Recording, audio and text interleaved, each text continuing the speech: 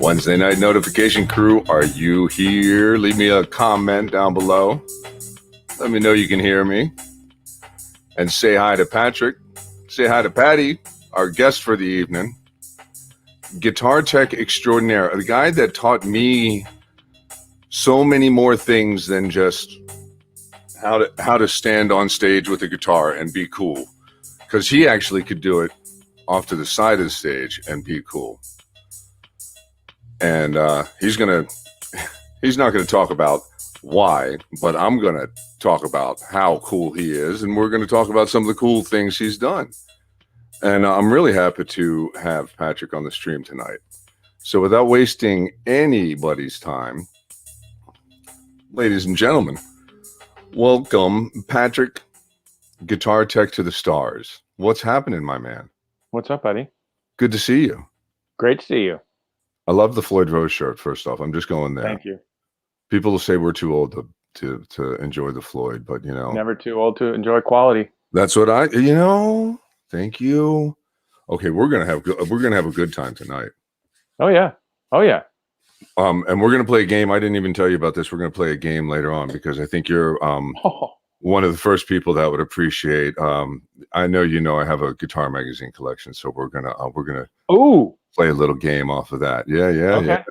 All right. But, let's talk about you because you're Patrick, and I had the pleasure of working with you early in our careers, I guess, relatively early. So it was a couple of decades ago that we were hanging out together, living together on a tour bus, and I want to hear what pre-Patrick was like. I want people to kind of hear what pre-Patrick was like, and then I want you to fill me in on what post-Patrick was like, or post-double was like, because what I never got to really hear was so many of the after stories. I got to know you and some of your stories growing up, and I want to talk about how music led you down this tech path, and just kind of let our listeners know, hey, music is a wide scope. So how did the music bug bite you? Well, it's interesting that you say pre-double and post-double. That's how I look at life as well. Yeah, I have pre-Patrick and post-Patrick, and I can't place it as double, so that's why I said it that way. There was the time before you, and then there was that time you carried me, and then there was the time after. Yeah. Just one set of footprints. One set of footprints for that little bit. How did I get into it, did you say? Yeah, so well, let's talk about the music. Where did music, even before you were playing, there was probably an age that you remember where all of a sudden music hit you, like Bob Marley said, music hits you, and you said, man, I got to do something with this. What am I going to do? And do you remember the song? Did you have a first instrument? Let's talk about that kind of stuff. When I lived in Connecticut till I was 10, and we had MTV, and a lot of people didn't. Or when I moved to Massachusetts, they didn't have MTV. It was like going to the dark ages. But Def Leppard. So in 82, 83 was High and Dry, where Def Leppard did all that stuff on the one sound stage. Let It Go, Bring It On the Heartbreak. Yep, same stage for all the videos. Right, yeah. And then obviously the Billy Squier Don't Say No stuff. But then Pyromania, when that hit, I grabbed a tennis racket and and I had no desire to play guitar until Ratt in 84. Right. So on. I was 12. Okay. And that was it. When I saw like Round and Round, and then Wanted Man came out, and I had to go see them. And 84, September of 84. That was when it blew my mind, and just that was it. The Ratt videos were great with Uncle Milty, and I mean the band at that point was just so cool. To me, they encompassed a complete look for themselves, Very cool. Yeah. Okay, so and then that got you into. Then you said, "Okay, I want to play guitar." Well, yeah. So then I went and saw. I saw Ratt opening for Billy Squier, and that was right after he had put out his career Mm-hmm. That video, Rock Me Tonight. So after I saw Ratt, that's when I saved up money on my paper route and got a PV Patriot. And nice. PV is a theme, just so you know. PV is a theme. It's already come up. Yep, that's great. Yeah, the only place you could actually feel like you had cool gear was when you watched like Leonard Skinner on Solid Gold, and they'd have a PV backline. And they had not Leonard Skinner, 38 Special. Oh well, Skinner had the PVs too. They were using PVs. Yeah, but they were never on Solid Gold. Oh well, I'll give you that. Unfortunately, Patrick, yep. I'm glad to see the industry hasn't jaded you to the point of not having a sense of humor anymore. It's just right there. It's crisp. I love it. Chicken. Yep. That's awesome. So okay, so you grabbed a guitar. You started rocking out. Did you play in bands? Like, did you do the whole band thing then through high school and stuff? Yeah. So I got a great guitar teacher, and he concentrated on teaching you to play by ear as well as theory. So I started with just cowboy chords, and then up to like tritone subs and all that kind of stuff in between. And so he hooked me up with a guy that he taught as well, and we started playing together, and we could never get a singer all throughout high school. So we just had amazing instrumentals. Like in the times of Paul Gilbert and stuff, where all that mattered anyways. Hey, and Big Dad says, what's up? That's Daddy Double D right there. He's saying, what's up? Oh, your dad? Yeah, that's Dad. He's hey. out saying hey tonight. So anybody else in the chat, say hey to say hey to people. What's that? Is he in Florida? He is in Florida. Good memory. Yeah. He's down there. Yep. A lot happened in Florida with Chicken Shack. Yeah, we had a good time, man. We had a lot happened everywhere with Chicken Shack, man. So we can't talk about some of it, but it happened. Oh, we're not allowed to talk about a lot of it, or they shut the stream down. Boom, right there. Right. Yeah. Keywords triggering it all. But okay, so in between, so you got guitar. Way here. You had the guitar, and then next thing you know, it's 10, 15 years later. Oh, let's move into it. Yeah, so we'll move quick. So how did you get into guitar teching then? If you doing the bands, no singers, and did you? Okay, so then we can fast forward through all that. So I got into a band with a singer, and we had a bunch of fun. Hi, Gail. Hi, Gail. Good to see you. And then as singers do, that he quit, and and then I moved to New York, and my roommate was a bass player in Marcy Playground. Oh wow! Okay, wow, that's really wild. Okay. Yeah. And they were unsigned at the time, and they were recording out on Long Island and just working on demos and stuff, and so they went on tour and took me. They did stuff with the Shack before they were signed, and I think Pushing the Salmonella Envelope was out when they did stuff. And it was before you, so it was before Chicken Shack got good. I jumped in right after the album was released, and they had gigged together. Oh, okay. Right around that time. So because I remember Jimmie saying, "Oh yeah, we're going to be doing stuff with Marcy," and then.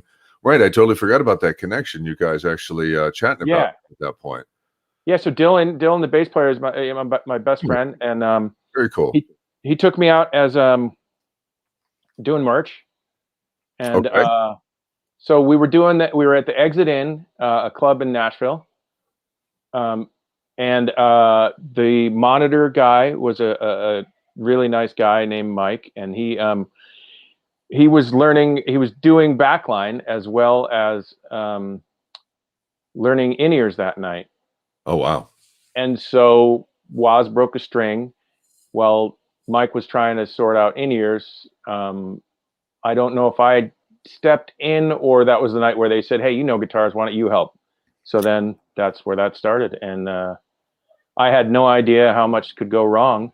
So I said yes. And so... Little did you realize. Yeah, a lot can go wrong. You can look really bad. So it's pretty amazing. You can look really good though. So look, I want to just jump forward now, because who knew at that point you go from selling merch to I'm probably gonna I'm gonna solo myself here for a second so that I can show this properly. But you go from selling merch to like 15 years later or so, you're standing on stage teching for some of the biggest people around, and they're talking to you. This one goes out to Patrick. He's a guitar tech over there that makes a really nice fucking margarita. Yeah, Patrick. So how did that feel, huh? You know, like to kind of be in that bartender? sense, that coming full circle, like yeah, exactly, like going from from the merch guy to the guitar tech guy to the drink guy. It's a bigger crowd, is that all? It's great. I mean, it's the best job in the world working for those guys. I bet, man. And I love making them drinks. And on that tour, I got the caterers hit me to Paul McCartney's margarita recipe. Oh. And so that was a big revelation. And when I poured those, the night that I started using that recipe, it was there was a noticeable, palpable difference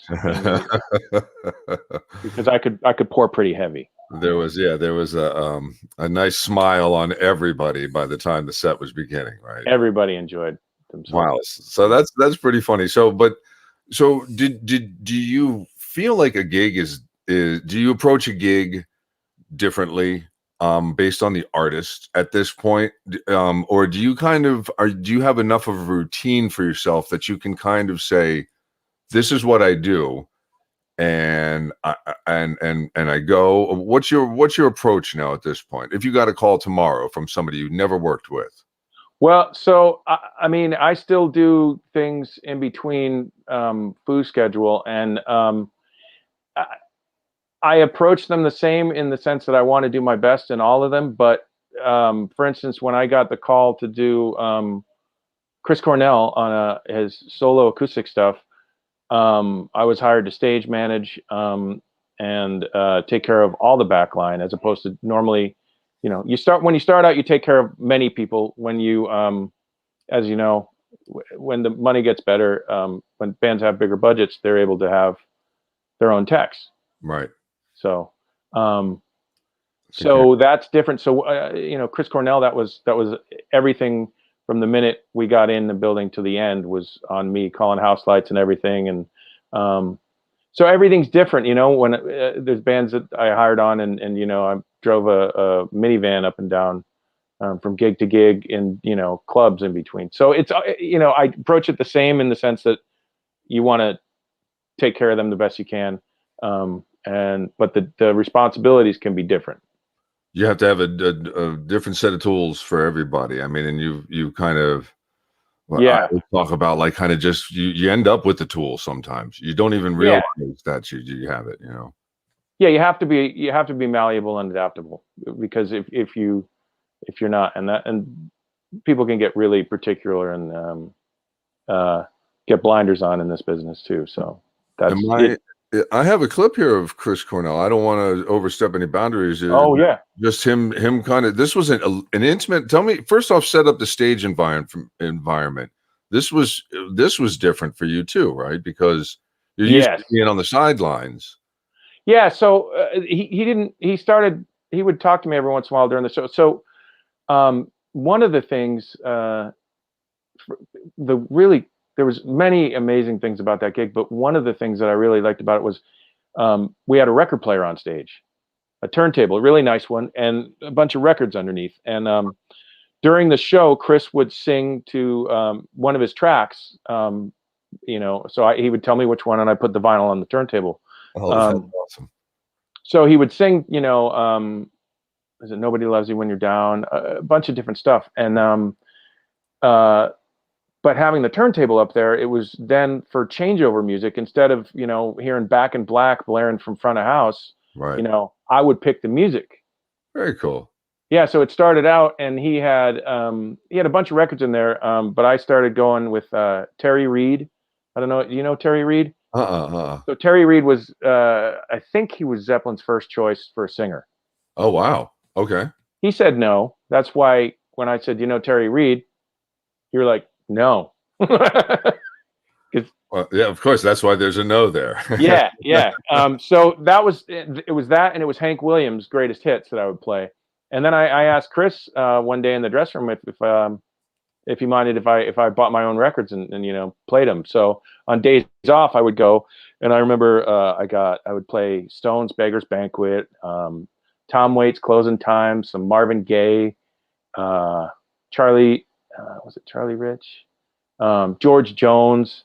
I just had a blast doing that, and so he would come out and you know comment on Stevie Wonder. I would play Stevie Wonder, and you know it was fun to kind of throw him off and just see. So he would come out and cock his head and just, you know, you know, and he'd say, oh, you guys are listening to Marvin Gaye. I don't need to do anything. That's how that whole, I'm going to wait until the song's over. That's awesome. I bet that was an amazing time.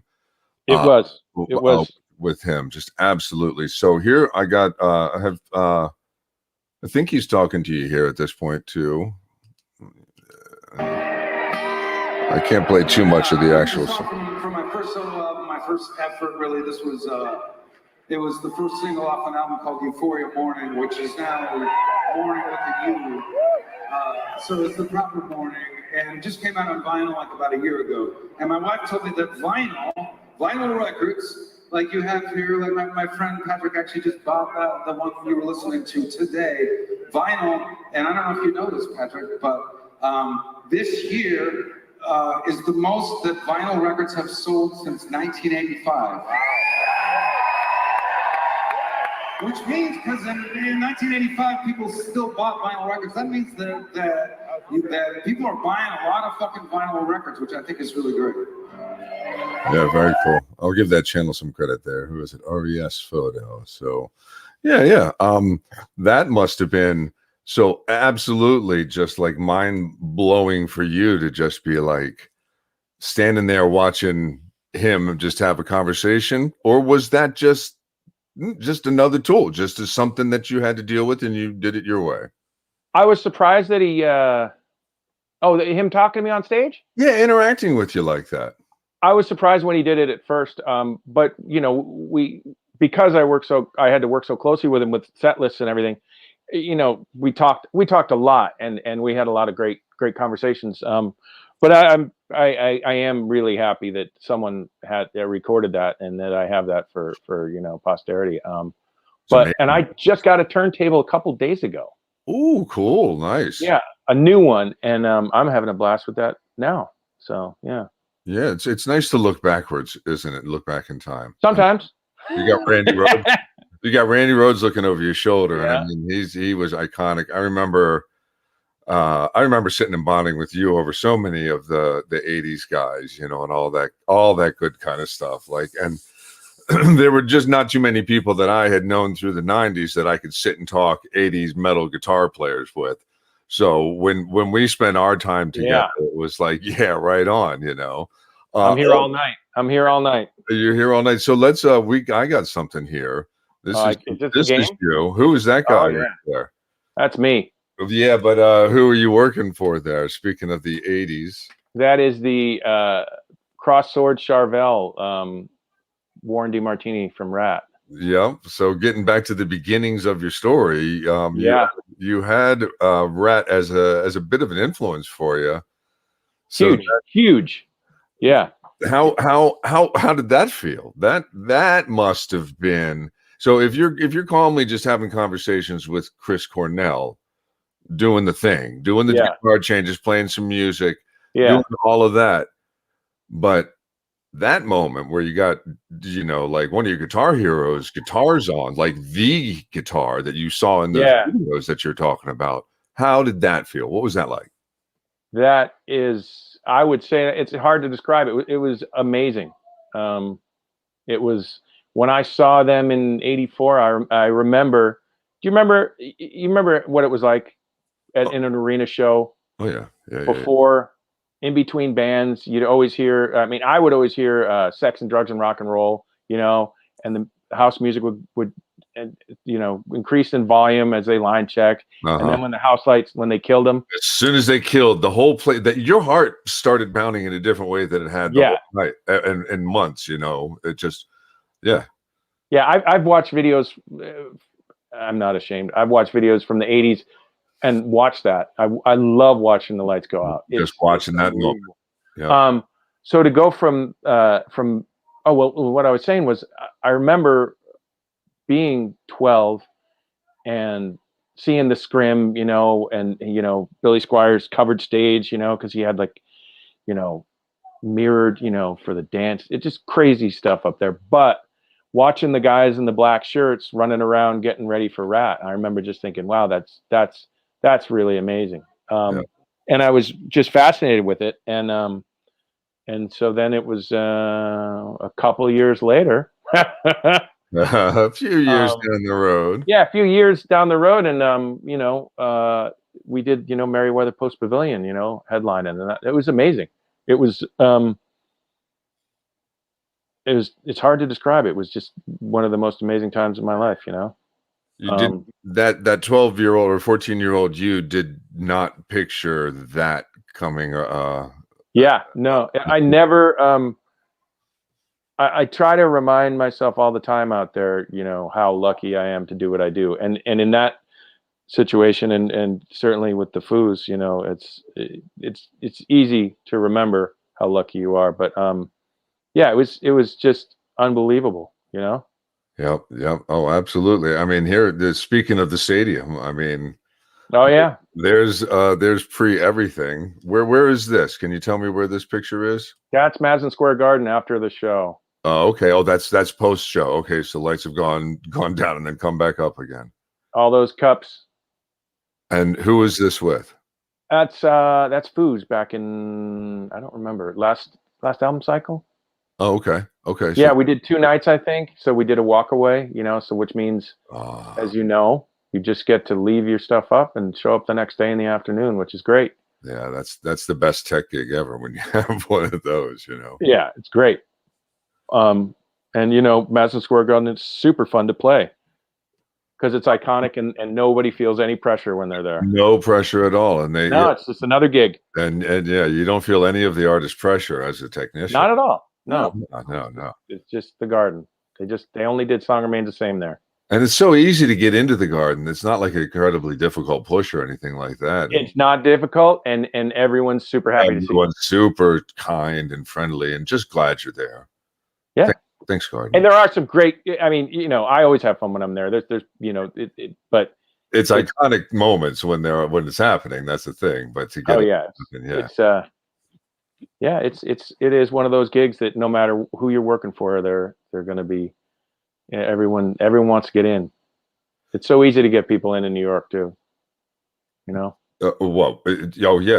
because of parking. Yeah. It's just getting them on the list. It's yeah, just to get them into the gig. Yeah, no problem. Yeah. I'll get you in, no problem. The Garden's great. I lived in New York for a time with my friend Dylan from Marcy, and I saw a bunch of great shows there. I saw Neil Young with Crazy Horse, which was unbelievable. I remember seeing 9 Inch Nails on the Downward Spiral tour. Oh yeah, okay, yep. I saw. I think I saw that tour. Was that with Marilyn Manson as well? It was, but I missed Manson. Yeah, you didn't miss much. Well, I worked for him later, so I got to do 2. Oh, okay. Well, I didn't mean to take anything away from any of your artists there, Patrick. No, especially that gentleman. Jordy's a great guy. Yeah, I'm sure. Jordy is. Jordy. Oh, Jordy. I thought you said sure he is. Oh yeah, Jordy. Oh no, Jordy White. Okay. Formerly Twiggy. He's also a disciple of the 80s and oh nice. Okay. Awesome guy. I like to hear that the 80s has crept into people like from the 90s. When we were it never left him. When we were rolling through the 90s, it was like I remember sitting with you and just being like, man, this isn't where I thought we were going, Okay. Hey, speaking of all that, let's play this game. Okay. So, and then we're going to get back to some of the pictures. Okay. So I randomly pulled out some magazines and we're going to pull out the covers and you're going to tell me. Wait. So the first one is guitar for the practice musician, and just give me the color of it. The corner. Okay, I'm going to show you. Show me the corner. This one doesn't have a sleeve. Yeah, you're going to try to guess the era. I know the era already. Okay, yeah. So, okay, look at this pinkish one right. Oh, that pinkish one is Stevie Ray Vaughan. Oh, you'd see. No, well, wait a sec. Ouch. Okay, good though. That was pre Stevie Ray Vaughan. Okay, so that's like all my magazines got destroyed. I hate you. This format, when it was in this era, is very, very. They all looked kind of similar in this, and I think that's what a lot of these are in this box. Okay, so did you ever get a chance to see or even work with Richie? I did not. You did cross paths with Uli, though, right? Is he in there? I don't think he's in this. I have him in one of these. Oh, look, there's Billy Squire. Yeah, it's all the people we're already talking about. Uli John Roth is a genius. Yeah, is a mastermind. Okay, so that's part of the game here too. Is I want to get your opinions on some of the people that used to be on the covers of these magazines that you and I actually really enjoyed. Some of these tabs in these issues too. That was when they were really changing. Okay, do you think you got this one? Let's see if I can show like this part of it without giving away too much. You got who can you guess? Can you guess the headstone? Oh, that's someone with a that's an Ovation. So it's Richie. No, it's not an Ovation. Is that an Ovation acoustic? No, it's that's Carlos Cavazo. Yeah, there you go. You saw the hair, didn't you? No, I saw the headstock, and whenever I see that double cutaway, he's awesome too. He was in Ratt when I did Ratt. Oh, was he? Okay, so you had a chance. So that's part of the question here. Is did you get to work with him? He's a ridiculously good guitar player, and him and Warren together was amazing. Just wow, two of the nicest guys, and they played so well off each other, and just awesome. And slightly different styles, but also both of them so technical in their approach. You know. Oh yeah, it was awesome. I remember watching Carlos in Soundcheck doing. He was just doing an off the cuff solo. It was a song they weren't doing, and he just. Each time they did it, he just did a different solo, and I asked him after on it, and he's like, "Yeah, I just wing it." And wow, that's did not sound that way. He was awesome. A lot of those guys back then, yeah, they didn't do that, and they didn't sound like they were just winging it. And they so good. That was what defined it, was that most of those solos sounded thought out. And when you saw the players live and they played the solos live, you were like, "All right, yeah, I like that guy. He does what we want him to do." Oh, okay. So now we're talking. Okay, I'm going to give you a hint on this one. This was my very first concert, and everybody's going to make fun of me. Oh, that's Night Ranger. Yep, you got it. Very good. You were great at this game. Good job. This is one of my. I think I was born for this game. You were. This is as I looked over, I was like, okay, we're going to have to grab the old ones for him. So this has Cocaine, Eric Clapton, Last in Line by Dio. You got Another Thing Coming, and then When You Close Your Eyes. And do you ever run cross paths with those guys? Who's that? Night Ranger, Brad Gillis. Brad Gillis was. Look at you, same issue right there. What a perfect person to play this game with. Let's see. No, I've not run into. Well, I lost my headphones. Wait a second. Yeah. I'm glad I saw Night Ranger. I saw Night Ranger on like the Midnight Madness tour, maybe. Yep. I saw them on a couple of those. Oh, this one, I can't even. Oh, okay. We're gonna go to this one. If I even show you a little bit of the other headstock, you'll know the other issue. Yeah. This one, you obviously, you're not gonna have ever worked with this person, but I know you're gonna be able to identify that right there. Oh, that's George Lynch. Oh, so close. Come on. Oh, Randy. Jesus. Randy. Yeah, there you go. Yeah. I just had to give you a little bit more of the hairstyle. Oh. And then this one is also holding, God rest in peace, both of the masters here. Yeah. Gary Moore's in that one? What Gary Moore is that? That's got to be Stupid Things. I'm glad you're enjoying this. Oh, dude. Which Gary Moore song's in there? This one I think was, let me see. What year is it? Paper Things. Shapes of Things? Hold on, let me see. Which one had Gary Moore? The Eddie one. The Eddie one? That looks like it's like 82, right? Is it 82? This is 84, May 84. This says Little Guitars, Hotel California, Come On Feel the Noise, Substitute, and Shaken. Oh, so it was probably the style of Gary Moore page, that guy. Yeah, a feature. Yep. Just an article about him or something like that. What'd you think of Gary Moore? He Unbelievable. okay, yeah. So he was something that you can definitely appreciate, right? What was it about Gary that got you? Well, so I am not a fan of the blues. When he went into, I don't need to hear anybody play "Oh Pretty Woman" Or the 12-bar one ever. Right? Yep, Never. I don't need to hear that ever. But so I got into him reading about something. Someone mentioned him. Warren mentioned him in an interview in there, and I checked out Vixens of the Future, and then I went, yeah, Vixens of the Future, and then there's a live album from that. We Want More, Corridors of Power, all that stuff. Awesome. Very cool. He was so powerful. That's what got me about him, is that watching recently, even I've watched Gary Moore concerts, and the impact of his voice and his playing in the concerts is unlike. It's like, oh wow, I see why so many people really got this guy. And then I got back into Thin Lizzy a little bit more. Oh, okay, I think you'll get this one based on some. So wait, so he used, I think, like an SD1 and a tube screamer, or like stacked tube screamers. He was without. That's all that gain. He was more of a Boss guy.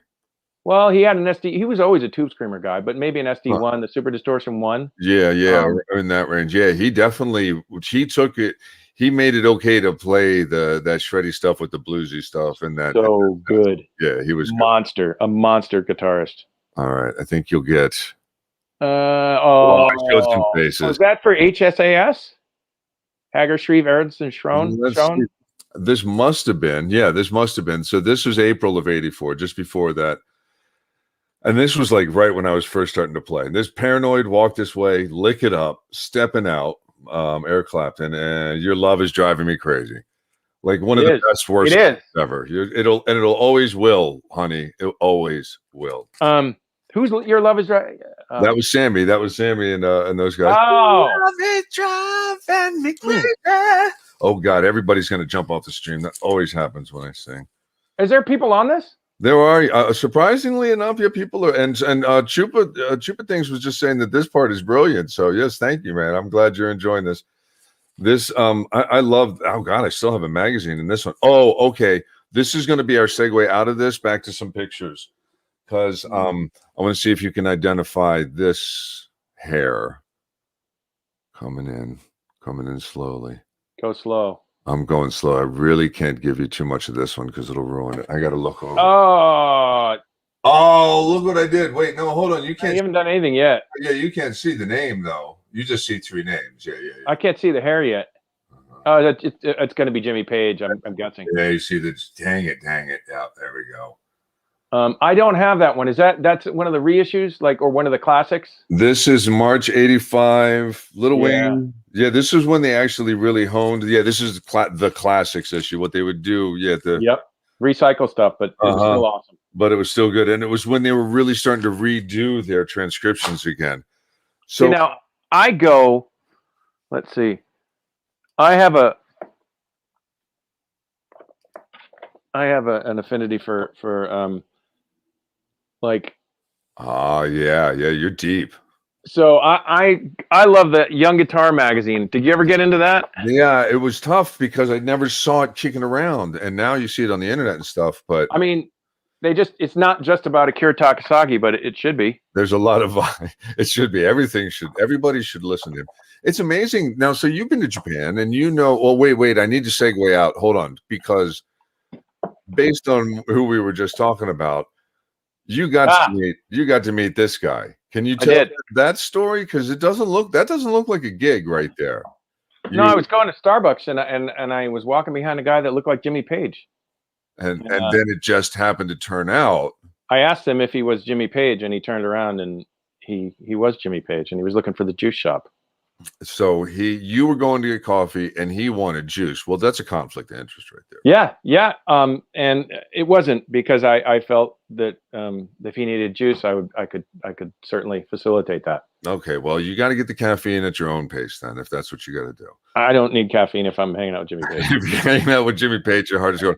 So, hello, Jimmy Page. You weren't on a gig. How did that moment happen? How are you that close to Jimmy Page's hometown? Just walking down the street, really. I was going to Starbucks and he was walking in front of me. I saw this and I you know, I mean, I was in London. Double-decker bus. You don't live in London. You were on tour, though. Oh, that was his idea.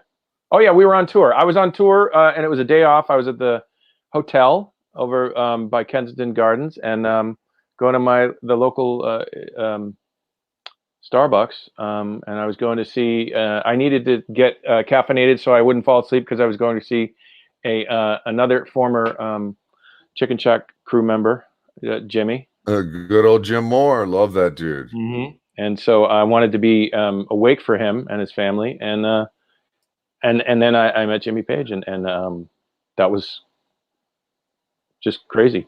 There we are. There's Mr. Moore, and rest in peace, Mr. Hatter, right there. Rest in peace. Yeah. That must be in Germany, right? Or maybe not. No, that was when he was with Joy Drop, maybe. Maybe. Well, you have the 420 shirt on. I was thinking that was during the Playboy run that we had done together, because that was around the time that you got that shirt. Oh, you're right. Yeah. I think he was with us and all that, but so you were out there gigging and just happened to run into Jimmy Page. How crazy is that? It was wild. It was awesome. It's weird to see, like, because this has come up now a couple of times where. And my guest has said, yeah, and I ran into this person, and it just happened to be, so and so. And out in the public, it's weird to see artists in a vulnerable kind of position like that, isn't it? What was that like for you? Because usually you're serving them, so it was. I mean, you're never gonna just. One would not think that they would just happen to run into someone of his stature. So it was completely just. It was mind blowing. It was the kind of thing where you just, You were hoping to run into him. I was, yeah, and I didn't, and I ran into some other friend of his named Jeff, and that was cool, and and that's Mr. Beck to you. Couple Yardbirds. That don't talk to each other too often. They don't need to do that. Yeah. I mean, who are we to say, And even that was a vulnerable moment, because for Mr. Beck at that point, so this was when you met Jeff Beck at the for the Kennedy Center Honors. The Kennedy Center Honors. Tell me a little bit about that evening, what that was like, and then how you met him. So we were doing the band was honoring Zeppelin, and this was the Foo Fighters. Foo Fighters, yep. Buddy Guy was being honored. Was Hart being honored? Yeah, Hart played and did an amazing performance. Right. Okay. Yeah. So Hart was there. Lenny Kravitz was there, I believe. Bonnie Raitt was there. And I didn't know.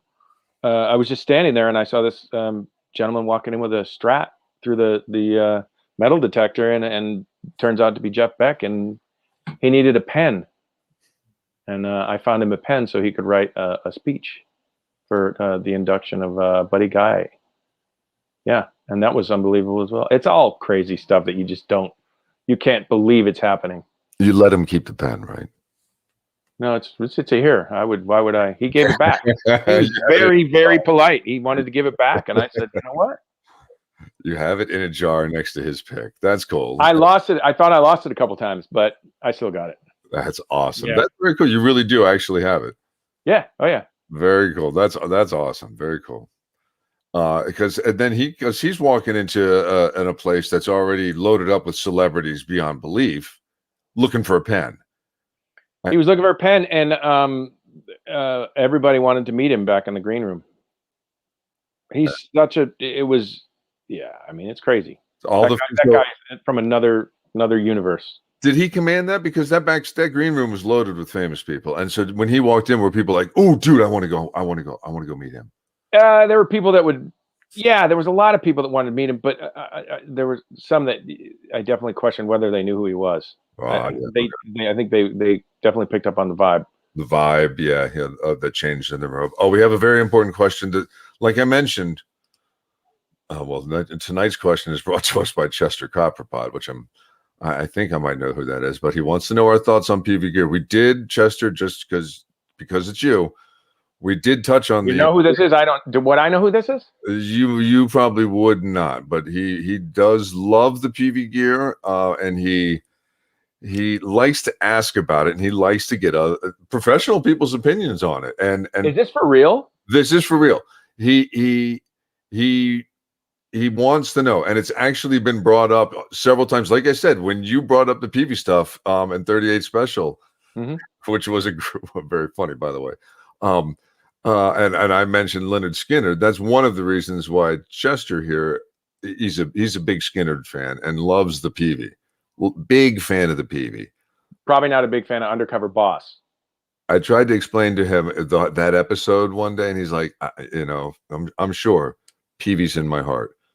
So really, yeah, and it's the cheap gear thing. We are in the world of cheap gear right now, and PV. Right, yeah. PV definitely had some cheapy stuff, and they were like every kid's first PA. They were this, but they also had some things that became standards in certain ways, and they set the tone and the pace for certain things. And yes, there you go, Skinnered rules. Yeah, exactly. So I had a PV Patriot crate. I'm going PV now. PV Patriot. We'll get to crate there. Audition 20. Keep it calm. Huh? I'm telling Chester to keep it calm. Oh yeah. Rapid fire questions. I've never done that before. I had an Audition 20, my first amp through a PV Patriot, and then I got a Bandit 112, and then I went up to did they have a Triumph? What he'd know. A Triumph combo. I remember the Bandit, and that was about where I stopped paying attention until the Blue Voodoo. No, I didn't. I went on to get a Vandenberg, which was a great guitar. Oh, I remember the Vandenberg guitar. Okay, I thought you meant they made an amp. Okay, I remember the Vandenberg. Right. Yeah, so I had that, and I think people still like those. Certain people. And that played great. A friend of mine smashed it. Good times. Not a good friend. Not a good friend. I think we have another picture of a smashed guitar here. Speaking of all of that. Yeah. What's the story on this one? Oh, hold on. I got to make it completely visible, because that's definitely somebody that was frustrated with their amp. I played a PV. I'll tell you, one night I played a PV and I almost did that to my guitar. I was not happy with the particular PV that I had. I specifically remember that night I almost smashed a guitar into it. Whose guitar, or what gig is this at least? What are we looking at here? So that's a Foo's, and that's my friend Dustin took this picture. And the Foo's will break stuff. That was an accident. That was a real true accident, huh? Yeah, that was not planned. And I have the headstock downstairs. My son has it. But yeah, that was an accident. I forget what happened. Sometimes you can just hit it right, even, and not hit it in terms of it was like incidental contact. It really, I think it was laid down and it just hit it just right. And yeah, I hear you. Sometimes you eat the bar, and sometimes the bar eats you. You know what I'm saying? Well, it's funny because we are in the time of kind of like, you can get stuff for a lot less expensive, and that's what we're saying about PV, is that they kind of set the bar not too high, but everybody had it, so it made you kind of feel, okay, everybody's it leveled the playing field for us as kids. Exactly. That's the phrase I've been looking for. Do you hear that, Chester? That's the phrase we're all looking for. And seeing, like you said, seeing a professional band have some PV back then was kind of like, woo, and then the Vandenberg guitars, and then Eddie coming around and everything that he had done with them.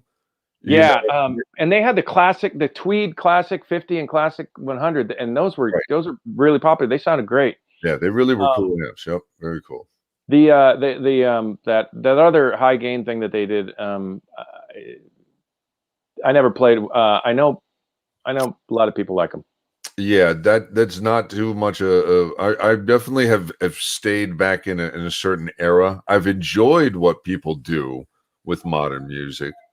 No, I mean the high gain PV amp. The PV stuff, right? That's kind of become a tone. Yeah. Tone now.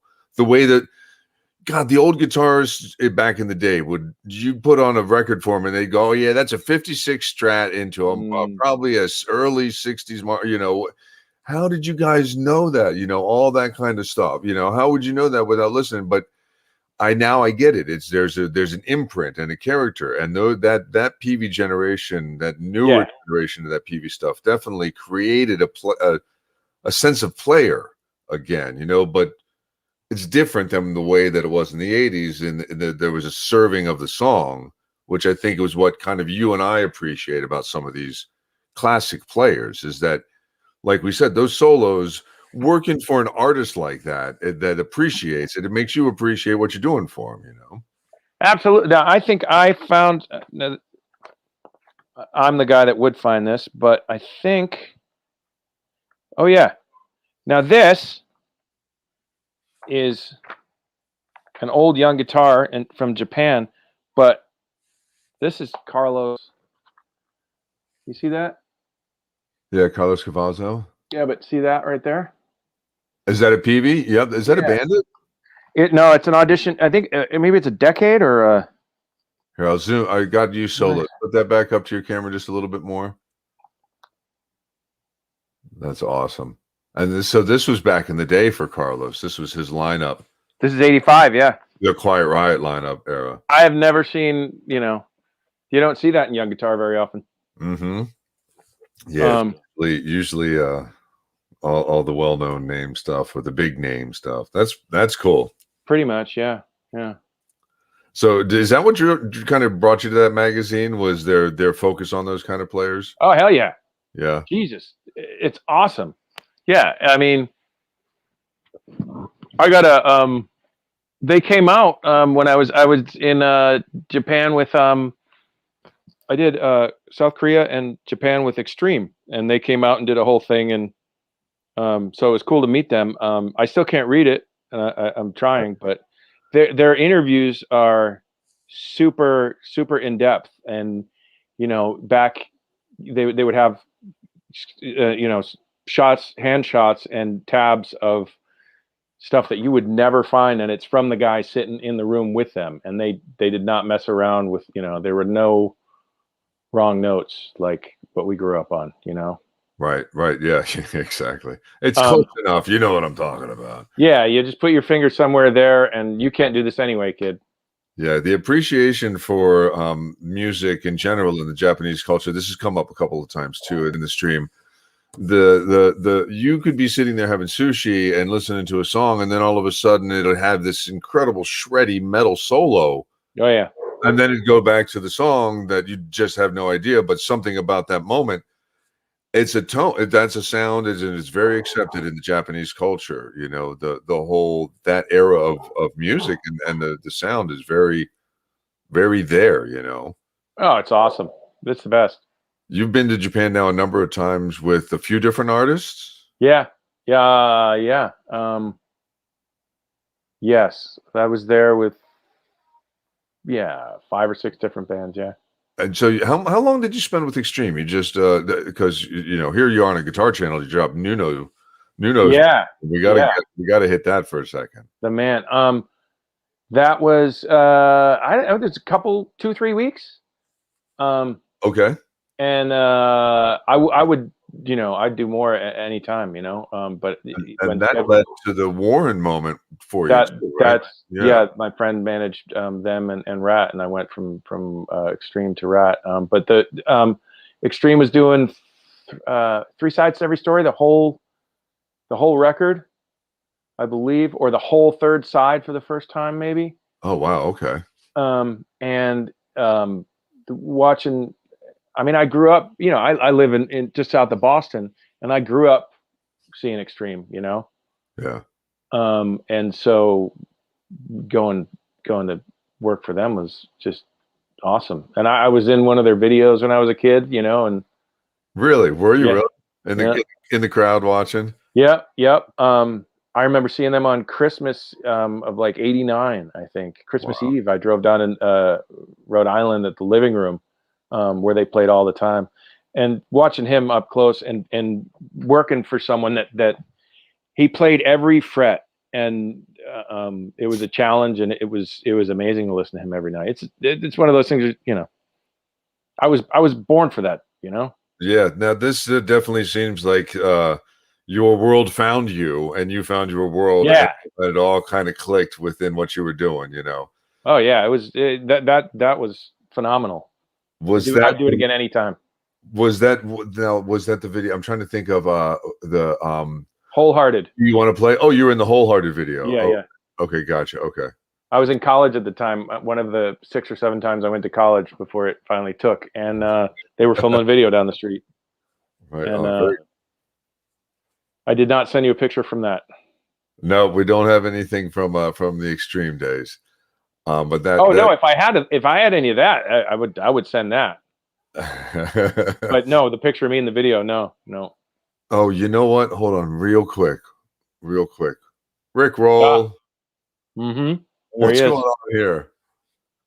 That's Rick Astley, right? Rick Astley, and he. How'd you get to meet up with him? He plays with the band. He comes and sits in. He plays with Foos. With the Foos. He will sit in with the Foos, just so that the crowd, everybody listening, knows. He what does he do when he sits in with the Foos? I mean, it's a mashup of Teen Spirit and Never Gonna Let Give You Up. Okay, he jumps in for the man, because he does. Dave Grohl does some amazing mashups there. I've watched a couple of those. There's a Jump one. A lot of was Mike Mangini, right? Mangini. I think Chester's asking about when you saw Extreme. No, was K-Fig was playing Kevin. He's awesome too, but he's not in Dream Theater. Mike is though. Dream Theater. That's definitely. I can't see Rick Astley sitting in with Dream Theater, but yeah, I don't. No, it was perfect. So that's brilliant. So how cool of an artist must he be to be able to kind of come up and, in that sense, kind of parody himself? He's the nicest guy ever. That's really cool. And he's super talented, and it's awesome. That's really cool. The way an artist can be humble, in the face of the fact that they're one of their biggest songs has become like an ongoing joke. Like if you get rickrolled, oh man, here it is. Oh yeah. I'm still getting rickrolled, I definitely I feel it's more sincere with those guys. I think someone did it, someone mashed it, and then it became. I think it just the stars lined up. But the other thing, I don't remember what I was going to say. Where are you here? This that's Greece. That's an old building. just some old building. That's is that the Acropolis? Is that the Acropolis? I think so. I can't even say the damn word. Yes, I believe it is.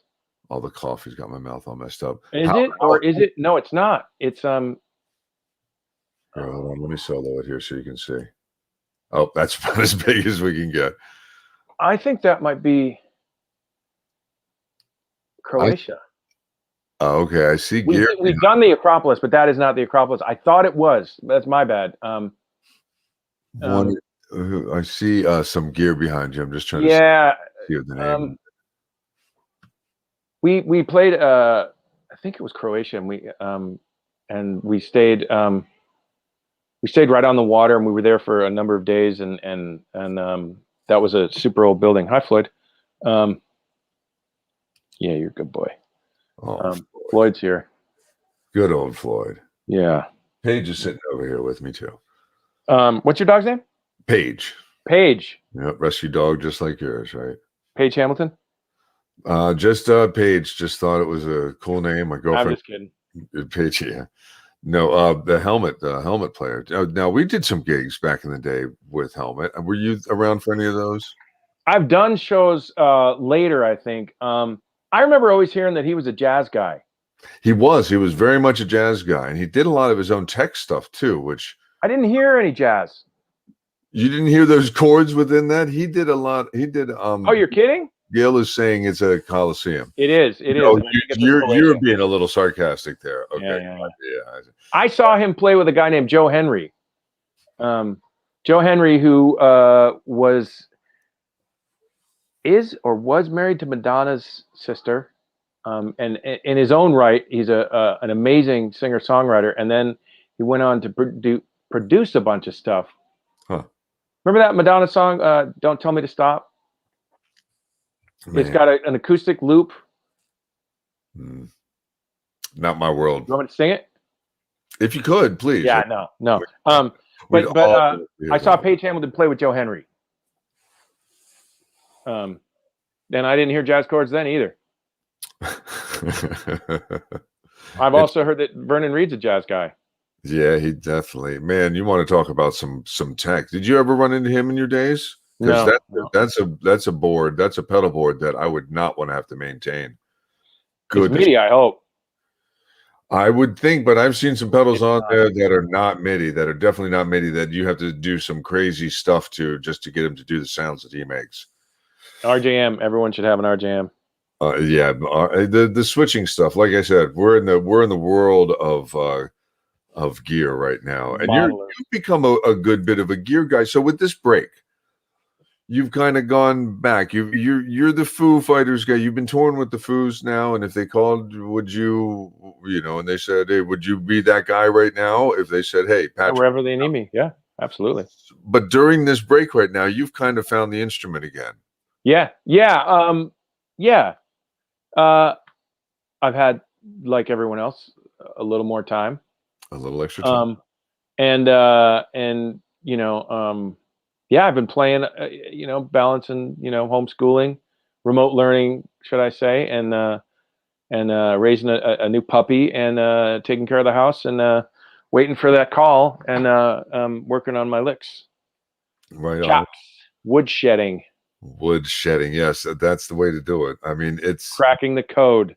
So yeah, you've dug into the YouTube world and you've committed to some plans, and I think that's really cool because it's definitely something that a lot of people are trying to do these days, it feels like, but you have a deeper appreciation because you've seen a progression. You've seen a progression of players and how the guitar has really crept back into the scene, and you hear it.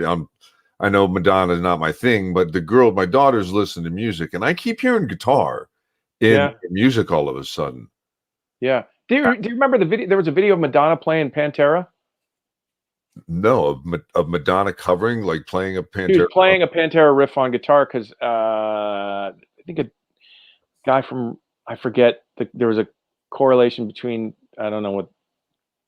Huh. Random. I don't know. If I had more, it would have been an interesting story, huh? Yeah, well, the guitar is cool again, and even having Madonna acknowledge it in some way.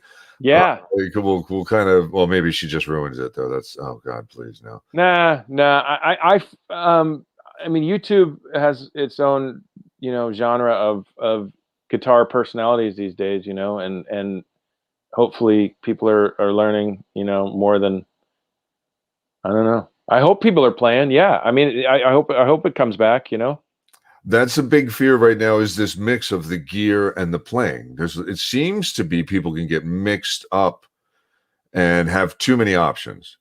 I want to tweak with my gear. Do I want to learn what this guy is teaching tonight, or did I want to make sure I learned this guy's video or that guy's video? And much like the tools, like we've been talking about, there's certain tools you have to define. Do I need this or do I not? Yeah. Not need. And the answer is always yes. Well, if it's alternate picking, yes, the answer is always. No, I thought you meant gear. You need it. Oh, if you need the gear, yes. But then, there can be a moment where you have to then focus on what it is. If you're there in a coliseum in Croatia, you're only going to have so many tools at your disposal to fix somebody's broken headstock. Ah, yes, yeah. And then you got to move on. And even having the tools of temperament is something that it takes time to develop in the tech world, especially. you're not, the spotlight's not on you, but the pressure is. Just like you said right at the beginning, going in, Madison Square Garden, you feel that guy's pressure. Yeah, I got to do a partial, a fret job on my wife's boss's acoustic guitar last week.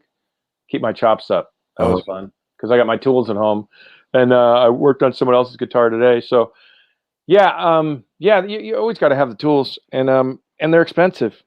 They are, yeah. Yeah, but Stu Mac is amazing. If you want the good Stu Mac stuff, yeah. Mm-hmm. I got cheap Amazon stuff, and it's like, okay, this will get me by, but they have the fret rocker. What's it called? I love that. So they combine the fret rocker with diamond fret files. Have you seen it? No. So right. So right. I have a fret rocker, but I can picture what you're saying. So the edges are going to have. So no. So crowning. Once you so flip it over, you could use it. There's a hollow in it, right? Yep. So you've got, you're spanning 3 frets, right? And so it hits here and here, and in the middle there's a file, so that you just file in between you file that high fret between the 2 outer ones by using what is it called? It's awesome.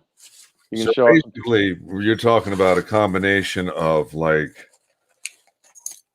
you got the fret rocker. Right. Yep. Right. So that you can see if you've got a fret that's uneven, which you taught me. So you helped me make a transition, which is one of the things I really want to talk to you about. You helped me make a specific transition. Yeah. That was awesome. That was an amazing night for me. First off, the night that we got to hang out together, and you got to launch me into my guitar tech career. But you're basically talking about that crowning and level file that has that notch. Yeah. Right. Yeah. So you've got the crowning file there. So is that could be built into this basically? Yeah. Yeah. So you're spanning 3 frets, and then in the middle, you just file down that high fret, and you can spot level. It's so easy, and especially if you've done a refret and you don't want to keep taking the strings off, and you can just get your Sharpie out and mark it. Yep. Yeah, it's these are essential. Anybody that's watching, that's the guitar that's saying, hey, I want a new tech tool for my guitar, something to help me out and get some tweaking. Learn how to use this. And the action gauge, the string action gauge. Yeah, the string action gauge. I have one of those over here too. These, even just a little cheapie. I just have one of these on a card, whatever it's called. Yeah. That guy. Yep. The Fritz ruler. That's an amazing. When you set up when you set up a guitar the right way, it's amazing how well it can play. And that's what I want to kind of talk about. That night, you gave me tech advice, but you also gave me some personal advice on. I hope you didn't take it. Oh no, I decided to go ahead and wear deodorant. But no. As far as how to relate with an artist. Really? You did. You gave me a couple of pointers and a couple of tips. And there was a moment where one of the things you had said to me came up, and I was like, really? Yeah. I was like, I didn't listen to Patrick Joel. I'm curious to hear this. I want to talk about that, but just so the people watching kind of understand, when I stopped playing music professionally, my transition involved becoming a guitar tech for Hall & Oates, so specifically John Oates and their guitarist. And I called you. I said, Patrick, I remember. I need the crash course. I know what I like. I need some help here. And you were like, dude, come up. I got a place you can crash, and I got some tools you can work through it with, and this and that. And the next morning you sent me on the road, and I felt like I could do it. I remember getting there thinking to myself, I don't know if I can do this. And when I left your place, I was like, yeah, I can do this. I got it. Oh, good. And so not only did you give me technical advice and things like that, and how to really just make things that I was doing kind of a little more of a standard. You also gave me some interaction advice. And so one of my questions to you kind of relates to this. And one of the questions that I've asked a couple of the other people, first off, the question would be, was there ever a moment that you were watching the guys play any of the bands, was there ever a particular moment where you were watching as the technician and you said, man, I want to jam with these guys right now, or I'd love to be getting a part of this right here? Was there ever one of those moments, or did you kind of always just sit back and try to approach it as a tech? You know, did the fan ever really just want to bust out there? The fan, there's, you can go the whole spectrum with if you've had enough gigs where, there's bands you would, you don't want to hear while you're working. And then there's bands that you can't get enough of, and then there's in between. But I've never wanted to go out there and do it. No, but I've had some great opportunities. I've done some, you get to play with guys all the time that you never think. So I've had that kind of thing, but I've never wanted to go out. So you've had impromptu jam moments then. Yeah. Like a sound check here and there where you turn around and go, oh, okay. Yeah. I remember playing, was it IC Light? Was it the IC Light Pavilion in Pittsburgh? That sounds familiar. Yeah, that sounds right like on the river. Yeah, I believe so. Did we ever do that together? I think we did that one together before it was called that, though. Yeah, maybe. Or was it at least a parking lot of it or something like that? Oh, dude, we did shows with Live recently. Oh, wow. Talk about throwbacks. Yeah, we spent some time on the road with them. Yeah. And back to the other. So I remember playing 12-string bass on Train Kept a Rollin' at a Cheap Trick sound check in Pittsburgh. That was fun. Okay. With the band, with the guys? With Robin and Rick and Bunny. Yeah. And Tom was on his way, and then he came in and played. And the guys in Extreme, I remember I played some Ozzy with Nuno and Pat. Nuno on drums. I just looked him up playing. Nuno on drums. So Nuno playing drums, right? He's a multi-instrumental. Have you ever seen it? Have you ever? So look him up playing Hot for Teacher. Okay. Oh, wow. Really? He's a monster. Yeah. Oh, God. Yeah. Well, you won't mess around if you're playing Hot for Teacher and then you're videoing it. Yeah. Oh, it's ridiculous. Yeah. He's that guy just has music just coming out of him. Yeah. He's a beast for sure. So that's cool. So you did have some impromptu moments where stuff like that happens, I'm trying to remember some other stuff. I'm sure other stuff. Yeah. I got to play with you guys. I got to play the last chorus of High. One time, right? I remember that. Whenever Jimmie would throw me the guitar and jump in the crowd, remember? We would do some Dio together every once in a while too. And when Jimmie gave me the guitar, it would be up to my neck. There's no way to look cool. No. You're definitely playing jazz no matter what you're trying to do at that point. Yeah. So did John Oates have any Charvels out there? There was no Charvels. He was a Charvel player. He was, when I was with him, he was straight up Strats, and he instilled a love of Strats in me. Oh, they're phenomenal. That band is ridiculous. They were great. Oh, touring with those guys was amazing. And one of the playing guitar.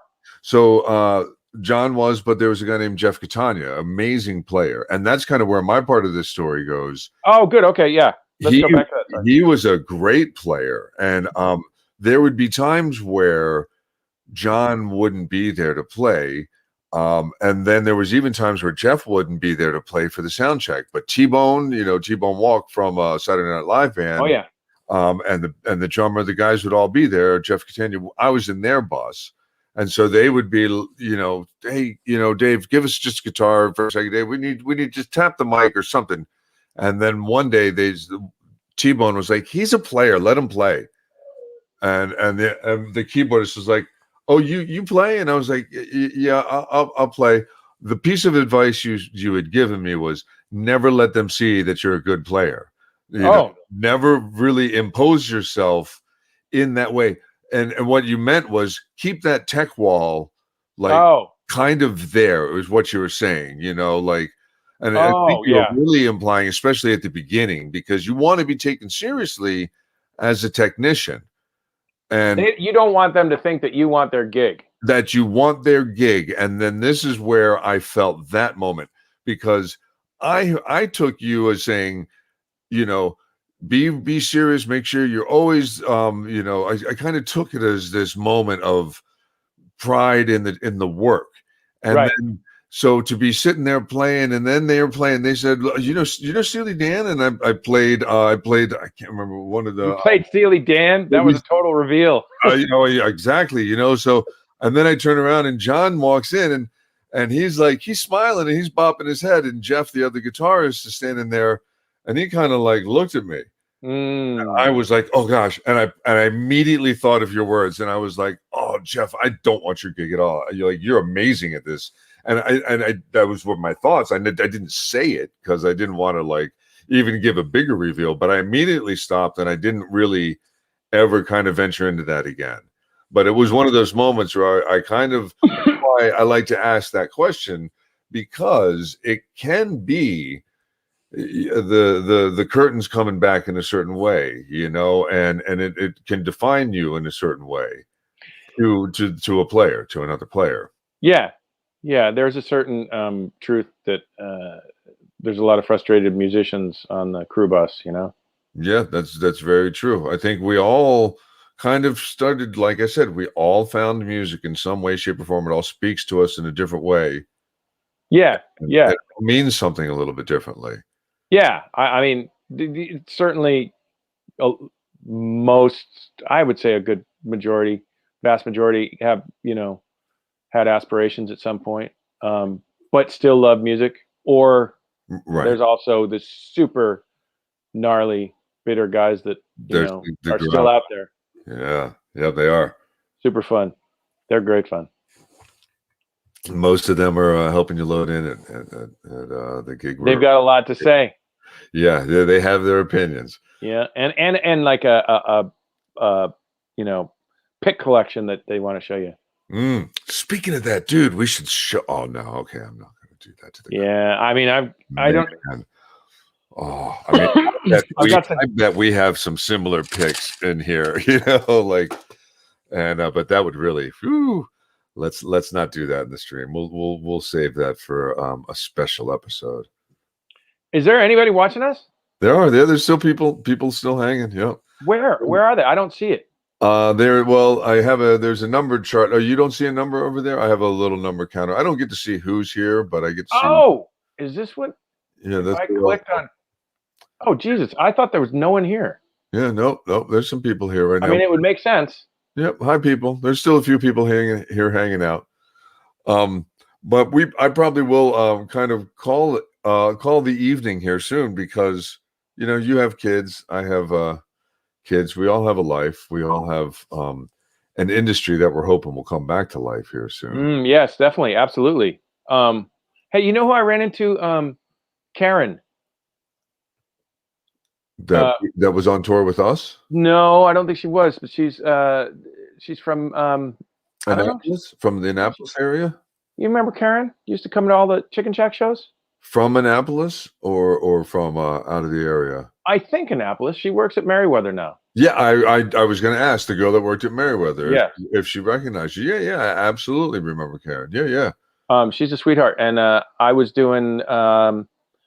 We would do theaters with Chris Cornell that were not.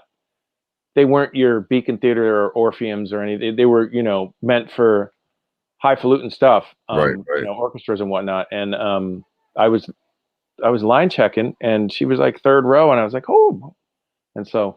Yeah, that's where I've run into her there, and at a couple of other local shows at this area called the Pier 6 Pavilion.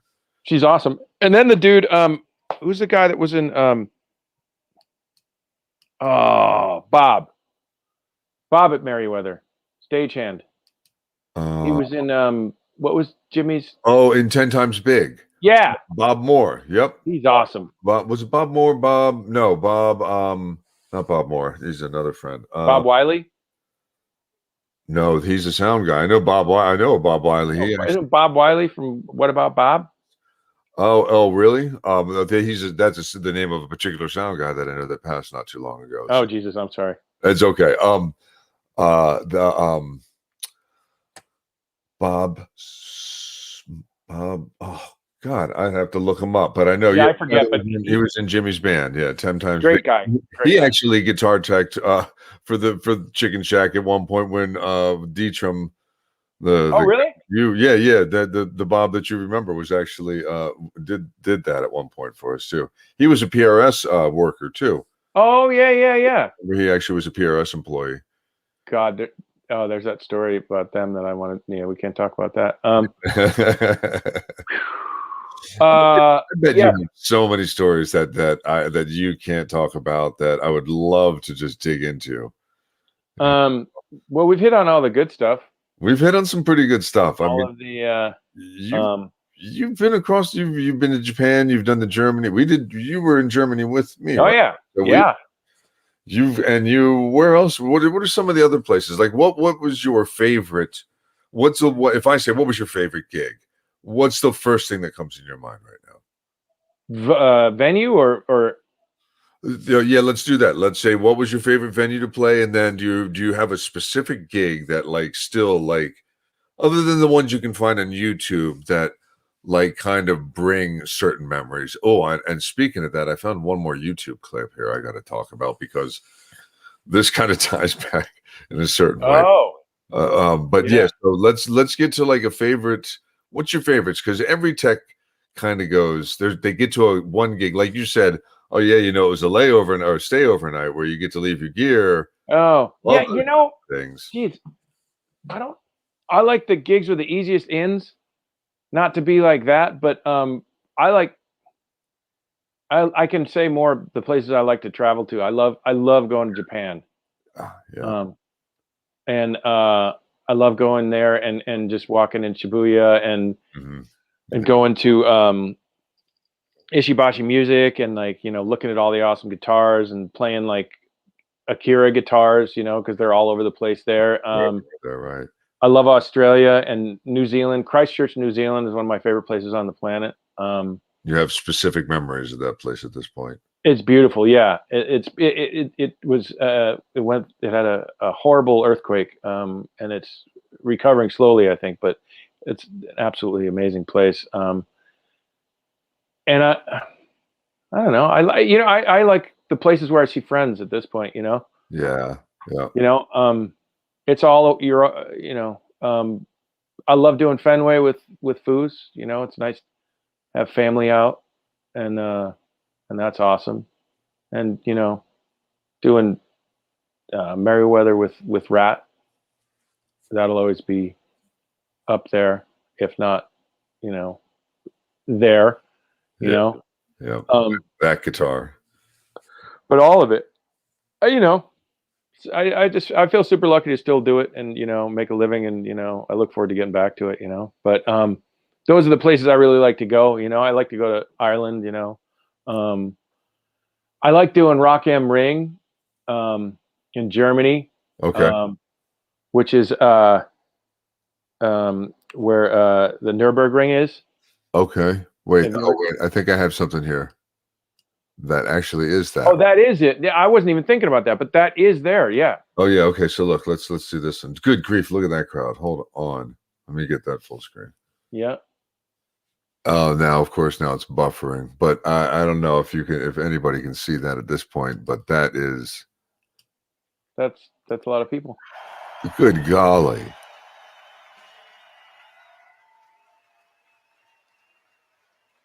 Is that like 500,000 people? I think, yeah.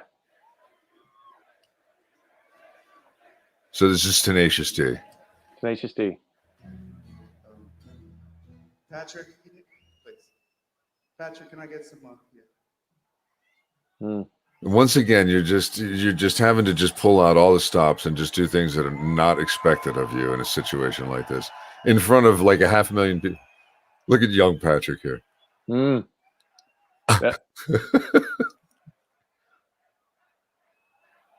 Good man, Patrick. He just pushes you away. What? Yeah, I had to do deep tissue, all sorts of stuff with him. Yeah. At least he's acknowledging you, Jack Black. Well, you and I. Mm-hmm. Oh, he's still talking to. Oh, he's going to dedicate the roadie to you, right? That guy right there is freaking out for you, man. Yeah, I've got a lot of people in Germany that, you know. Yeah, just because of that moment right there. Look at that crowd. That's amazing. So he dedicated the roadie to you after that moment. That's pretty epic. It was that was always a fun show, doing the D. How many D gigs did you end up doing? I did 2 tours. 2 tours. Wow. Okay. Yeah. A bunch of them. Speaking of stories, you probably can't tell. Good grief. Is that guy? Is he pretty serious? No, I mean he's super fun. Yeah, you know. Okay. I mean he's got. And he loves the metal. Clearly loves the metal. Yeah. So I supplied him with we had there was a crew guy on his bus, and I would give him all, not the crew guy but Jack, all these, you know, metal bootlegs, and just he would watch them and drive this guy nuts, and it was awesome. It was absolutely awesome. That's funny. I just bought an Uli John Roth some vinyl, a Japanese pressing of the first Electric Sun record. A Japanese pressing now, so it's going to have a different lineup of songs than no, it's just the Japanese label. Yeah, basically. Yeah. Huh. Interesting. Yeah. So you've really dived into the techie guys again too. Like you've always had an appreciation for these tech guys, and I think that's why. Working for them and showing them, hey, I can make your guitar feel pretty good, right? And then they go, oh yeah, man, good job, and you're like, you know, that's a nice thing, right? Yeah, Uli's amazing. Would you, if he said, hey, Patrick, come drive the absolutely van. Get in the van, you're gonna have to sell some merch. Yeah, I'd sell merch. Yeah, you're gonna. I bought enough of it. I need you to pour some water down my throat at some point and tap my forehead too. Somebody's got to do it. Why not be me? You know, that's cool. Human fan, whatever. Dude, what we should do? Oh, here's what we should do. We should do a follow-up stream. Like after you dig into like some lessons, you know, after you like take like you're doing a kind of a little lesson program. So yeah, once you crack your code here, and kind of figure out, you know, I want to follow you on like some of the advancements here, and it'd be really cool to do a follow-up with you. And guitar, instead about tech stuff, let's follow up on guitar and say where you kind of have gotten to with that. I am not very good, but we can talk about that. But I mean, dude, none of us are, you know. And I'm on a journey. I work for you. That's the journey. There's a reason I work for you. Well, you didn't work for me. Well, there's a reason I have you on the stream, and there's a reason I would like to actually have you back on for something like that. I'd be happy to come back anytime, and I'd love to see how you progress, because you appreciate the technical side of what it takes for a guitarist to sit and write a melodic solo, and you know, and you want to venture into that. And I'd love to hear. I've already, as during our chats, you know, just in catching up, you've already said, hey, wow, how about this and how about that? I've never thought of that. I would love to see your approach and what kind of things you've mixed in and what you've changed just after a month or two of doing this. I hope that thing works. You know, I certainly think that aha moment today was helpful. You know. The aha moments can be few and far between when you hit our age. Yeah, but I don't have anything else to do. I mean, I have a ton of stuff else to do, but yeah, I think you're right there. And I'm also I got to get into Logic, I think, because I want to start recording and hearing how bad it is, so I can really, you know, work on that stuff. The first thing with Logic is learning how to use a metronome, I think, and learning how to lay it out to the grid. I think that alone will make you a better player, just because you're going to all of a sudden have, in order to really make it work, you kind of have to work within the grid, and that makes you rhythmic and more tight. Oh, okay. You know what I mean? So I highly recommend it. If you haven't messed around much with something like that. I haven't. I have it. I have the demo version, and I think you get it for 90 days once you crack it open, right? Yep. Yeah. As soon as you open, you get a 90-day trial on it. Yep. I've got that. So the Beat Buddy that you saw, I have that hooked up. It's synced with the Pigtronics Infinity Looper. Okay. Yep. So that the drum beat and the looper stay in time. Yeah. It's it's Beat Buddy. What's the name of that company? Singular Sound. They went and made their own looper, and then what was a difficult marriage between the Pigtronics and the Singular Sound just got. It's non-existent. I mean, you can still use them together, but Singular Sound, the Beat Buddy is made to go with their MIDI Maestro and some other. I forget what the other thing is. They're a super cool company, Singular Sound, and Pigtronics too. I've heard a lot of people talk about both those companies, and especially the Singular Sound. God, there's so many gear companies out there right now. But there's a dude there that he does the drum, like the drum sounds and stuff. And I forget his name, but those are real. Yeah, those are real samples. Like those are real live drum beats. And he's a super nice guy. Like, you know, they're always doing codes and stuff. And you know, he'll put out some beats, and I'll just, you know, I like to tell him how much I like it.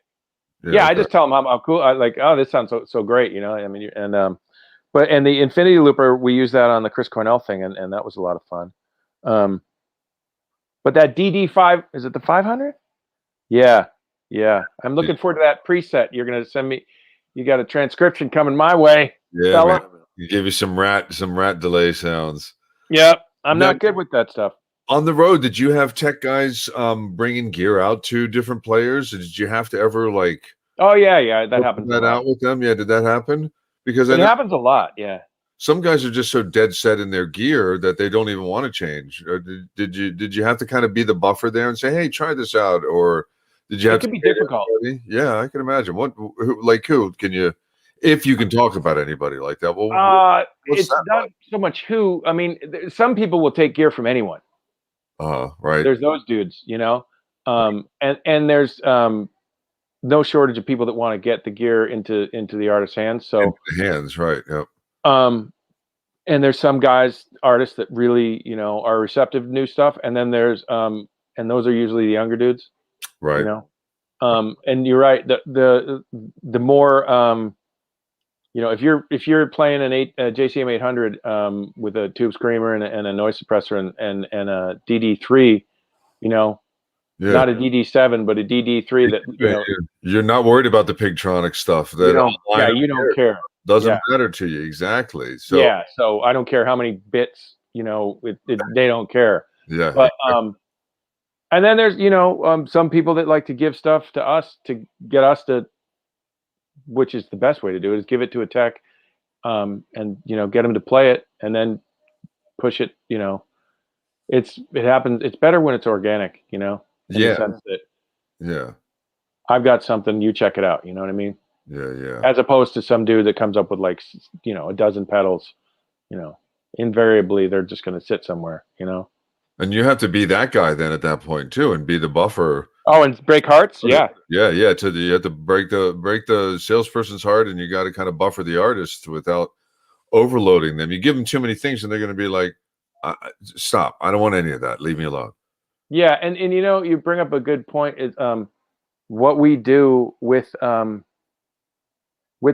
companies. You know, we work as techs. We work closely. Some of us do anyway. You know, you develop, you know, friendships with, you know, people at, you know, say Radial, you know, who makes, you know, great DIs and all sorts of pro audio stuff. And they're amazing to work with and always willing to help and always there, you know, to troubleshoot or to help you find what you need for your rig.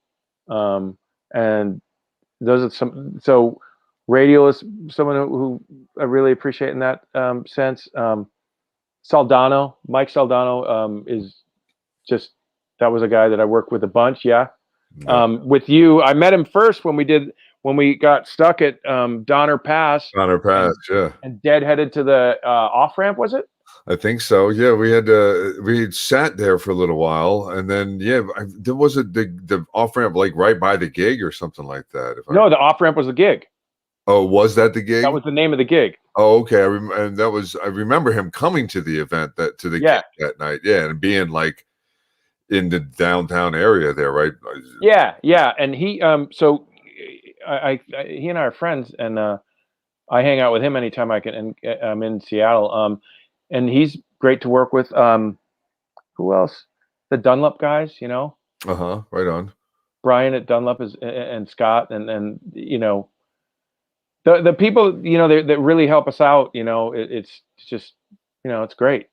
You know, then those are the people that, you know, you appreciate, you know, because they help you get what you need done as fast as possible. And if it's a Saturday, RJM, you know, Ron and Sherry at RJM, the MIDI company, I've had plenty of times, you know, whenever anything happens, whatever you need, they're always there. And it's great. You know, because we can't function as techs without that, you know. And then the artist at times feels like they can't function without that particular piece of gear. And Right. you're able to establish the relationship between the company Yeah. and the artist, and make sure that, yeah, if Dave Grohl's flying to Tibet, wherever he has to go, first thing that came to my head. Yeah. You know that you've at least got a company that's going to say, hey, you know, all our pedals froze out there, and now I got a completely useless pedal board for the next 2 weeks. Can you have something ready for me when we get back in, when we land in Hawaii or something like that? And yeah, you find those right companies, and you're absolutely right that I think the companies that know this, especially the stronger companies, know that they need to approach the tech world, especially a guy like you, and say, hey, you're my in. How am I going to get to this guy? Instead of just saying, take this, give this to the guy, make him play it. Right. You know, take a picture with him with it, send it to me, you know, something like that. That's a whole different, that's It's a delicate dance, and it doesn't necessarily work all that. Some guys love it, some guys don't, you know. Yeah. I love the gear, and you know, I try to make it work with whoever it is, you know, but some of the vendors make it super easy, you know, and you know them for years, you work with them with tons of different bands, you know what I mean? Yeah. Oh yeah. Yeah. Obviously, I've crossed paths with, you know, people that I knew back in the music industry when I was a musician that I still know now in this world. And it's just like it's a different relationship. Yeah. But it's interesting to see it out of perspective, you know, because you start to look at things like gear in that way, then, where you're like, this gear acquisition syndrome we all kind of can go through, that I was saying, like, can sometimes take away from the actual playing, but sometimes it can give you such an inspiration, which is why Vernon Reid walks around with 3 pedal boards that this song requires these 2, and then this song requires these 2, and every song on the set is a different part of the pedal board, you know. Yeah. That's part of that artistry. Yeah. And serving that, finding the company, let alone a company that's still around, you know, like half of his stuff isn't even around. That's why I said I would never want to be that guy. Oh yeah, you don't want obsolete stuff. That's difficult.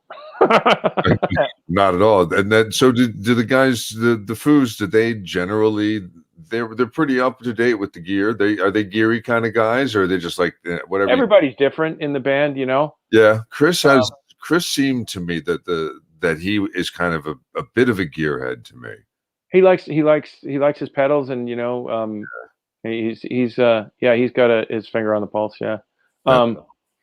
And yeah, I mean, they're all different. But you know, some of them like guitars more, collecting guitars. Others just, you need 2 guitars and that's it. You know, other people, you know, always trying, you know, new things, and just wanting to get the best sound possible. Everybody wants to sound the best they can, but there's the search, and you know, and then you can just keep going with that, you know. I mean, I never had even heard of a Trini Lopez model until I heard of Dave Grohl, and then I heard about his quest for the Trini Lopez models. Yeah. And it was like, ooh, I'm doing gear searches all wrong. You, Dave Grohl, have changed my mind about gear. Yeah. You know, and it's just like, oh, wow, yeah, okay, I get it. That's a deep dive into a specific thing. And then for him, it's kind of like, as long as he's got that comfort zone, as long as he's got the guitar that feels right. Whereas it looks like Chris is like, as long as I can make these sounds and do this for the song. Right. Whereas Dave's like, as long as I'm up there being the guy would do it with this on me, and I feel this on me, you know, then we're cool.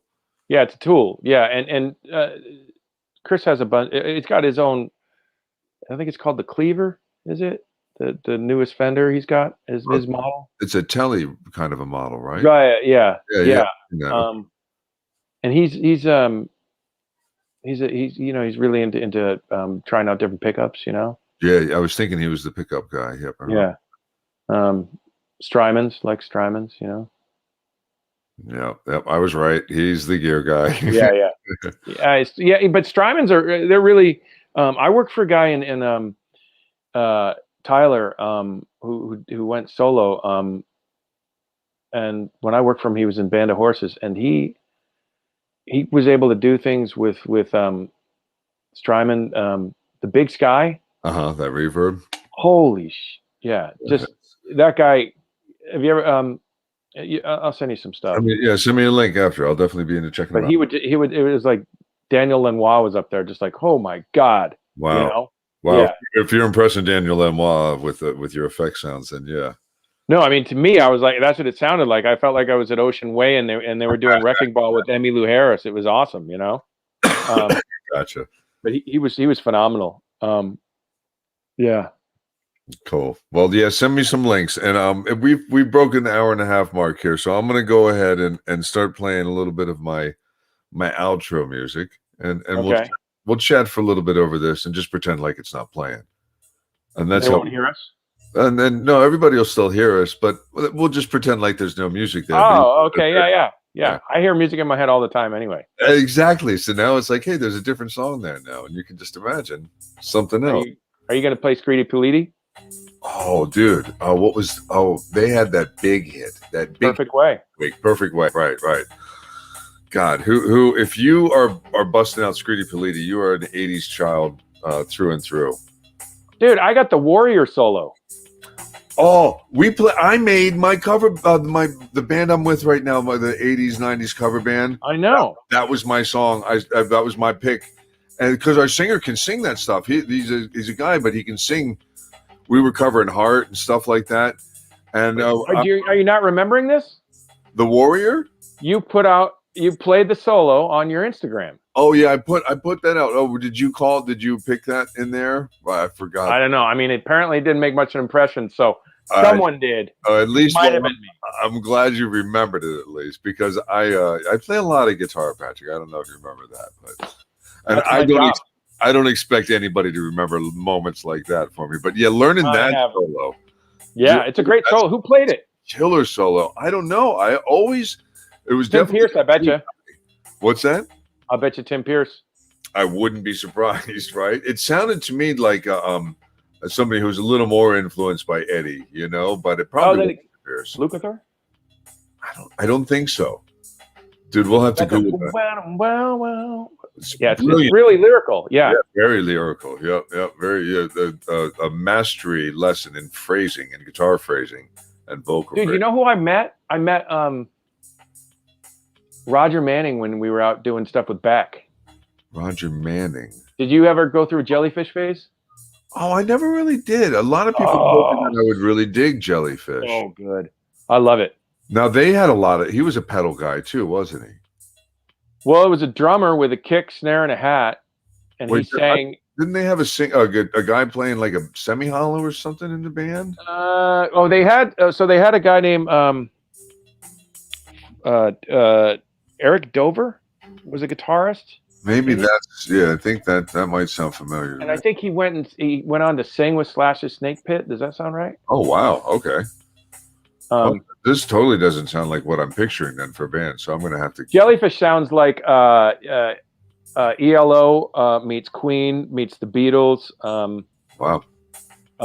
And it's just beautiful. It's pop, great pop. Oh, okay.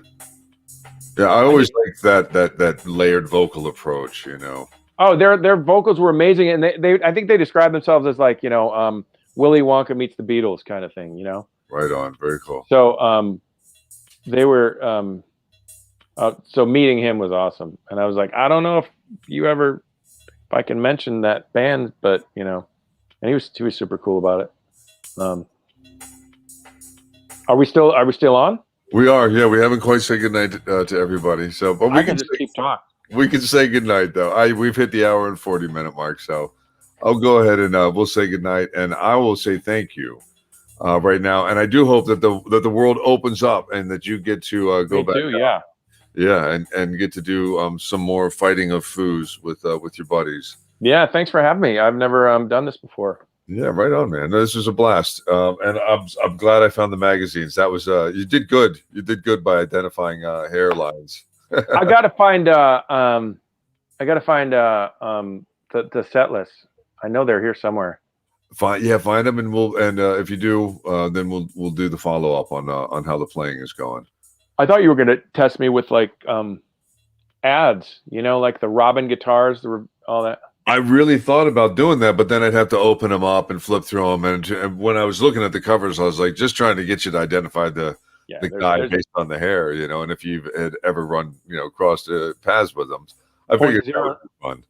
Yeah, that was fun. I love Guitar for the Practical Musician. All mine got destroyed. Yeah. They were. I lost a bunch of them, and then managed to find a bunch of them, and then when I found eBay back in the early days, I bought a couple of key issues, and a bunch of those now have the plastic covers. Those early ones that I've never. Oh, is that what it is? Yeah, because I have some key ones, of course, as well. Yeah, the ones that really hit as a kid are the ones that you really want to make sure that I felt like I wanted to make sure I had around still. Like I have that one that you showed, yeah. Yeah. I have that one in here. I put that one up on Instagram the day Eddie passed. Yeah, that was terrible.